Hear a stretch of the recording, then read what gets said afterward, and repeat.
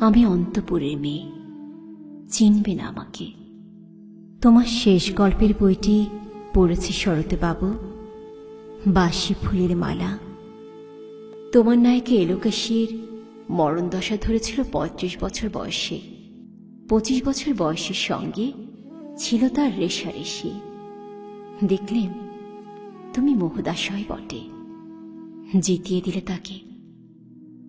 নিজের কথা বলি, বয়স আমার অল্প। একজনের মন ছুঁয়েছিল আমার এই কাঁচা বয়সের মায়া, তাই জেনে পুলক লাগতো আমার দেখে। ভুলে গিয়েছিলেন অত্যন্ত সাধারণ মেয়ে আমি। আমার মতো এমন আছে হাজার হাজার মেয়ে, কাঁচা বয়সের মন্ত্র তাদের যৌবনে। তোমাকে দোহাই দেই, একটি সাধারণ মেয়ের গল্প লেখো তুমি। অনেক দুঃখ তারও স্বভাবের গভীরে অসাধারণ যদি কিছু তলিয়ে থাকে কোথাও, কেমন করে প্রমাণ করবে সে? এমন কজন মেলে যারা তা ধরতে পারে? কাঁচা বয়সের জাদু লাগে ওদের চোখে, মন যায় না সত্যের খোঁজে। আমরা বেঁকিয়ে যাই মরীচিকার দামে। কথাটা কেন উঠল তা বলি। মনে করো তার নাম নরেশ। সে বলেছিল কেউ তার চোখে পড়েনি আমার মতো। এত বড় কথাটা যে বিশ্বাস করব সে সাহস হয় না। না করব যে এমন জোর কই। একদিন সে গেল বিলেতে, চিঠিপত্র পায় কখনো বা। মনে মনে ভাবি, রাম রাম, এত মেয়েও আছে সে দেশে, আর এত তাদের ঠেলাঠেলি ভিড়। আর তারা কি সবাই অসামান্য? এত বুদ্ধি, এত উজ্জ্বলতা, আর তারা সবাই কি আবিষ্কার করেছে এক নরেশ সেনকে, স্বদেশে যার পরিচয় চাপা ছিল 10-এর মধ্যে। গ্যালোমিলি চিঠিতে লিখেছে লিজির সঙ্গে গিয়েছিল সমুদ্রে নাইতে। বাঙালি কবির কবিতা কলাইন দিয়েছে তুলে, সেই যেখানে উর্বশী উঠেছে সমুদ্র থেকে। তারপরে বালির পরে বসল পাশাপাশি, সামনে দুলছে নীল সমুদ্রের ঢেউ, আকাশে ছড়ানো নির্মল সূর্যালোক। লিজি তাকে খুব আস্তে আস্তে বললে, এই সেদিন তুমি এসেছ, 2 দিন পরে যাবে চলে। ঝিনুকের 2টি খোলা, মাঝখানটুকু ভরা থাক একটি নিরেট অশ্রুবিন্দু দিয়ে, দুর্লভ, মূল্যহীন। কথা বলবার কি অসামান্য ভঙ্গি। সেই সঙ্গে নরেশ লিখেছে, কথাগুলি যদি বানানো হয় দোষ কি, কিন্তু চমৎকার। হিরে বসানো সোনার ফুল কি সত্য? তবু কি সত্য নয়? বুঝতেই পারছ, একটা তুলনার সংকেত ওর চিঠিতে অদৃশ্য কাঁটার মতো আমার বুকের কাছে বিধিয়ে দিয়ে জানায়, আমি অত্যন্ত সাধারণ মেয়ে, মূল্যবানকে পুরো মূল্য চুকিয়ে দেই এমন ধন নেই আমার হাতে। হোগো, না হয় তাই হলো, না হয় ঋণী রইলেম চিরজীবন।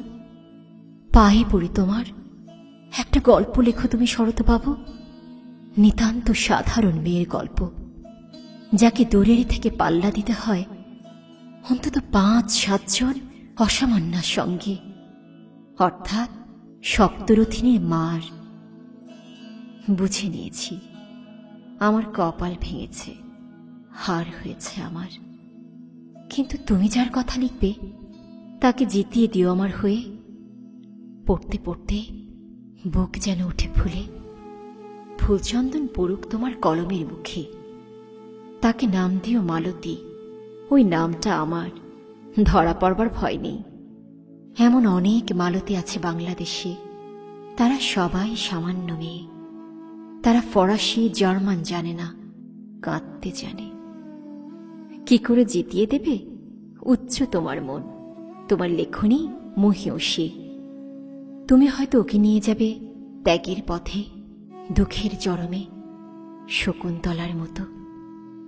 দয়া করো আমাকে, নেমে এসো আমার সমতলে। বিছানায় শুয়ে শুয়ে রাত্রির অন্ধকারে দেবতার কাছে যে অসম্ভব বর মাগি, সে বর আমি পাব না। কিন্তু পায় যেন তোমার নায়িকা। রাখো না কেন নরেশকে 7 বছর লন্ডনে, বারে বারে ফেল করুক তার পরীক্ষায়, আদরে থাক আপন উপশিকা মণ্ডলীতে। ইতিমধ্যে মালতী পাশ করুক এমএ কলকাতা বিশ্ববিদ্যালয়ে, গণিতে হোক প্রথম তোমার কলমের এক আঁচড়ে। কিন্তু ওইখানে যদি থামো, তোমার সাহিত্য সম্রাট নামে পড়বে কলঙ্ক। আমার দশা যাই হোক, খাটো করো না তোমার কল্পনা। তুমি তো কৃপণ নও, বিধাতার মতো। মেয়েটাকে দাও পাঠিয়ে ইউরোপে, সেখানে যারা জ্ঞানী, যারা বিদ্বান, যারা বীর, যারা কবি, যারা শিল্পী, যারা রাজা, দল বেঁধে আসুক ওর চারদিকে। জ্যোতির্বিদের মতো আবিষ্কার করুক ওকে, শুধু বিদুষী বলে নয়, নারী বলে। ওর মধ্যে যে বিশ্ববিজয়ী জাদু আছে, ধরা পড়ুক তার রহস্য মোড়ের দেশে নয়, যে দেশে আছে সমজদার, আছে দরদি, আছে ইংরেজ, জার্মান, ফরাসি। মালতীর সম্মানের জন্য সভা ডাকা হোক না, বড় বড় নামজাদার সভা।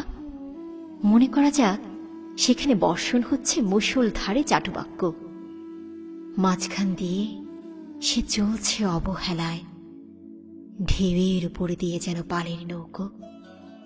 ওর চোখ দেখে ওরা করছে কানাকানি।